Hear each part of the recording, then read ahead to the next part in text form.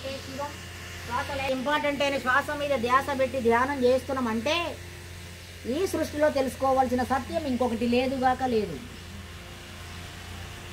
సత్యమే వజయితే, సత్యం మాత్రమే జయిస్తోంది. మరి సత్యాన్ని తెలుసుకొని మహానుభావులు ఎందరెందరో మనం కొలిచే దేవుళ్ళందరూ ధ్యానము, తపస్సు, మెడిటేషన్ అంటున్నాం, తపస్సు చేసి ధ్యానం చేసి దేవుళ్ళు అయ్యారు.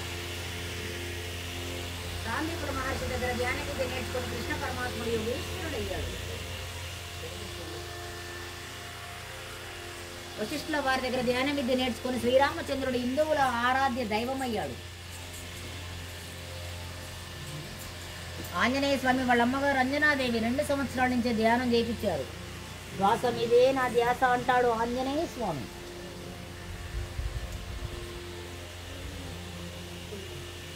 భగవంతుడు అందరూ చేసే ధ్యానం మనం చేస్తున్నామంటే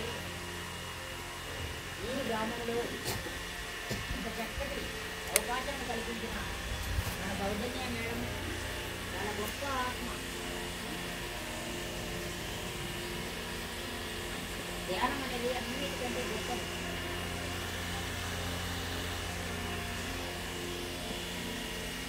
అంత గొప్ప ధ్యానం చేస్తున్నామంటే మనం అందరం కూడా గొప్ప ఆత్మలు. గత జన్మలో మనం ఎంతో ధ్యాన సాధన చేసి జ్ఞానం పొందిన వృద్ధ ఆత్మలం కాబట్టి ఇప్పుడు ధ్యానం అందింది మనందరికీ. వాస్తవమైన ధ్యాస.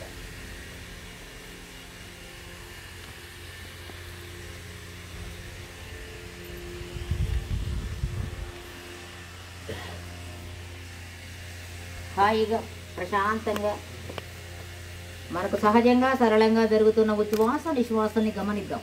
శ్వాస మీద ధ్యాస.